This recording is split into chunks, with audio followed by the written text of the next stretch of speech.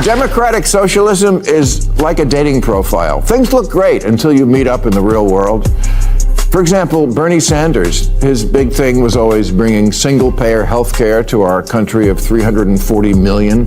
But when liberal, tie-dyed Vermont tried to do it for a population of 626,000, it collapsed like that poor in the Oval Office last week. The DSA are radicals about this concept, and radical economic policy is always ineluctably married to radical social policy. The left is pushing the same idea again, and Bill Maher came in aggressively. Bernie Sanders has returned with his usual strategy: tax the rich, call it fair, and present it as the solution to everything. It sounds strong in speeches. It sounds convincing online, but in reality it quickly falls apart. And Maher doesn't just disagree. He tears the slogan apart and reveals what they don't want people to notice. It's harsh, sharp, and hard to ignore. So if you enjoy political commentary without any filter, hit subscribe and let's jump straight into it. The American economy, to me, I know I've said this before, I still don't get it.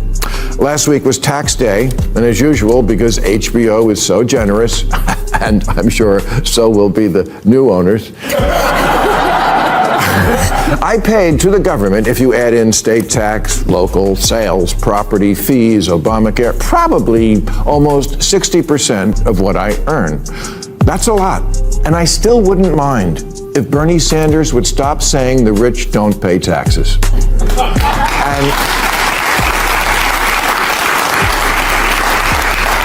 And while I'm sure the super rich with their army of accountants and corporate loopholes get away with murder, us regular rich people pay a shit ton of taxes. And who stands up and gives us a pat on the back? Nobody, that's who.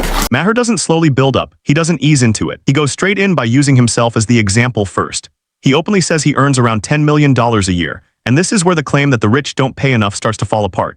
He explains that when you combine federal taxes, state taxes, local sales taxes, property costs, Obamacare, and everything else together, he is already losing nearly 60% of his income.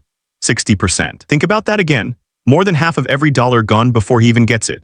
So when Bernie Sanders repeats his usual line that the wealthy still aren't paying enough, Maher's own earnings completely challenge that claim. Because if someone at his level is already losing $6 out of every $10, then the obvious question becomes, how much is enough before fairness turns into punishment? The top 10% pay 72% of all federal income taxes, and the bottom half, 3%. The Democratic Socialists talk about socialism like we don't already have a lot. Social Security, unemployment, Medicare, nutritional assistance, Medicaid, Obamacare, disability, housing subsidies. Again, not against it, just the same question. How can you be soaking the rich and failing the poor so badly? And the issue becomes even more intense when larger numbers are considered. Maher points to a statistic that destroys the whole argument. The top 10% already pay 72% of all federal income taxes, while the bottom half pays only 3%. 72%, almost 3/4 of the entire tax burden carried by one group. And yet, even after all this redistribution, the people this system is meant to help still aren't improving. The Federal Reserve shows that the bottom 50% of Americans own only 25% of the country's wealth. The U.S. Census Bureau reports that around 37 million Americans still live below the poverty line. So Maher asks the question that challenges everything. If so much money is already being taken from the top to support the bottom, then why is the bottom still struggling? Why hasn't the situation improved? Why does the problem remain just as deep after all this spending? So badly that on 60 Minutes last week, they were redoing the story they did 18 years ago about remote area medical. That is the program modeled after medical teams that drop into the poorest countries in the world for a few days to set up a tent where people with no access to health care can get some. And now we're one of those countries. Doctors within borders. And the damage doesn't stop with poverty. It's also hitting the middle class hard. The group that once formed the backbone of the country is now being squeezed by rising expenses, stagnant wages, and a system that demands more but delivers less. And the overall picture is difficult to ignore. America used to be the nation helping others, sending aid around the world like a global supporter. Now large parts of its own population seem to need help themselves. Food banks are overwhelmed. Working families are struggling in one of the richest countries on earth. Charities that once depended on American donations are quietly shutting down because support isn't what it used to be, and that should be a serious warning in Washington. Because when the wealthiest nation begins to look this weak internally, the issue isn't just about taxes. The problem runs much deeper. How can it be that the federal government alone took in over $5 trillion in taxes last year, and we still need that? Are we really this incompetent and corrupt? Don't answer that. Whatever it is, somehow the ultra-rich keep getting ultra-richer, while a growing percentage is feeling truly desperate. You just wouldn't know it because everyone on TV is rich. Reality TV, rich women day drinking. Drama, rich women whose friend got murdered. Comedy, rich men shouting into cell phones. And if you followed Maher even a little, none of this is new. He has been repeating this argument for years, and his message is very direct. This was never really about taxes, it's about spending. The federal government collected over $5 trillion in taxes last year, and yet the same problems remain unchanged. Poverty is still there, homelessness is increasing, the middle class keeps shrinking. So where is all that money going? Maher points directly at California, because it's one of the clearest examples. The state heavily taxes its residents, presents itself as progressive, yet its streets show a completely different reality. Homelessness everywhere, inequality everywhere, disorder everywhere. That's what weakens the slogan. Because if higher taxes automatically solved problems, California would be perfect. Instead, it looks more like a warning. Money keeps coming in, but the same problems keep coming out. Mendami seems like a nice guy, and I congratulate him on an extraordinary political achievement. But before the whole left side of the country catches socialism fever, let's listen to the other big winner in last Tuesday's election, Virginia Governor-elect Abigail Spanberger, who, before the 24 election, said things like, if the party didn't shift to the center, we will get torn apart. And we need to never use the word socialist or socialism ever again. Well, she was right, but they didn't listen. Typical, am I right, ladies? One wing is saying, don't ever use the word socialist again, and one is saying, I am a democratic socialist! Clear, huh? So how do we decide who's right? And this is where Maher starts sounding less like a comedian and more like someone carefully analyzing politics on live TV. His argument isn't just that democratic socialists are mistaken. He believes they are damaging the Democratic Party from within. Their messaging is designed for activists and online approval, not for voters who decide elections. It is full of ideology, presented with moral certainty, and disconnected from everyday life. Workers, parents, small business owners, and struggling middle-class families are not asking for complex political theories. They want safer communities. They want meaningful income. They want a government that functions properly. Maher's advice is simple and direct. Bring the party back to the center before it's too late. Stop focusing on extreme voices and start communicating normally again. The Democrats didn't lose the middle by accident. They moved away from it and the middle moved on. Democratic socialism is like a dating profile. Things look great until you meet up in the real world. For example, Bernie Sanders, his big thing was always bringing single-payer health care to our country of 340 million. But when liberal, tie-dyed Vermont tried to do it for a population of 626,000, it collapsed like that poor Oval Office last week.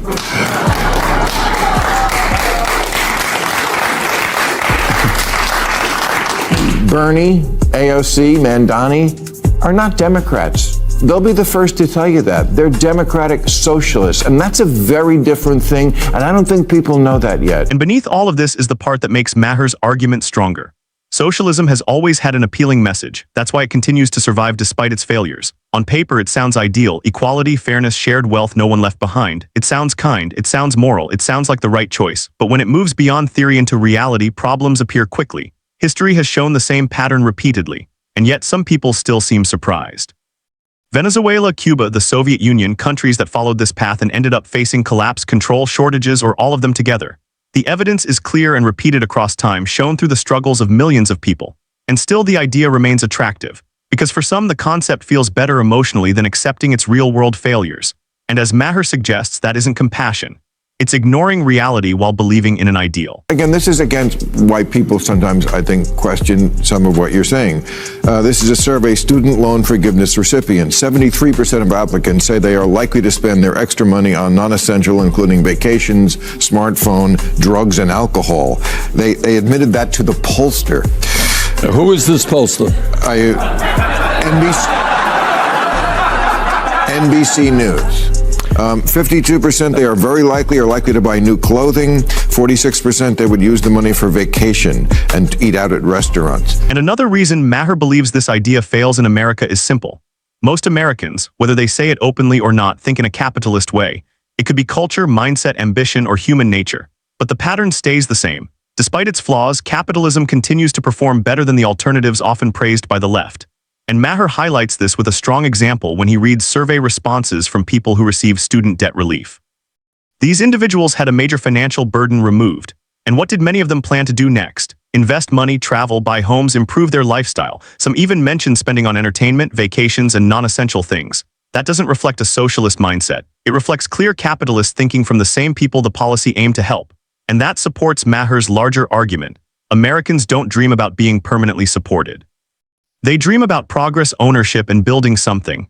If that reality is ignored, future elections won't be close debates. They'll be clear outcomes. I know the kids think that stuff that happened before their appearance on the planet didn't really happen, but it did. We've run this experiment many times, and the results are always obvious. Here's capitalist South Korea at night from space. Here's socialist North Korea. Yeah. In 1990, Venezuela was wealthier than Poland. But then Poland, finally free of Soviet-style economics, went all in on capitalism. And now their economy is as big as Japan. And people there have high wages, low inflation, cars, vacations, homes. And Maher doesn't keep the discussion theoretical. He brings it back to history and real examples. Venezuela was once one of the richest nations in Latin America, but now it struggles with shortages, inflation, and economic collapse. Cuba became an example of long-term poverty and strict control under communist rule. The Soviet Union presented itself as powerful until it eventually collapsed under its own system. He also compares South Korea and North Korea. From space, South Korea appears bright and active, while North Korea looks dark and empty. One image shows the difference between two systems clearly. And then comes the point Maher rejects completely: the belief that America could succeed with socialism when others failed simply because it has better technology and innovation. Maher doesn't accept that idea. Economic reality doesn't change based on confidence. Socialism hasn't failed due to bad luck elsewhere. The issue is within the system itself. I don't think people realize we already have a lot of socialism. Social Security, Medicare, Medicaid, unemployment insurance, food stamps, veterans benefits, Pell Grants, COVID-era payments, farm subsidies, disability payments, Fannie Mae, Freddie Mac, corporate bailouts, and the jobs program that is building weapons the Pentagon doesn't even want. All that is socialism, much of it appropriate to soften the edges of capitalism, but the DSA are radicals about this concept, and radical economic policy is always ineluctably married to radical social policy. Their platform, for example, calls for completely open borders. They're for what Biden was doing, but more. So this is the conclusion. Bill Maher, known for being direct and unfiltered, has once again broken down a political argument clearly. His message is strong. Increasing taxes on the rich is not the simple solution that Bernie Sanders and Democratic socialists continue to promote. The real issue was never a lack of money. The real issue is how that money is used after it is collected. Trillions gathered, yet the same problems remain: poverty, a struggling middle class, homelessness, and the situation seen in California. And history continues to show repeated warnings about socialism presented as ideal solutions. Americans naturally lean toward capitalism, and that isn't changing easily. And if the Democratic Party doesn't adjust and reconnect with the center, future elections could bring serious consequences. If you liked this breakdown, hit like, subscribe, and share your thoughts in the comments below.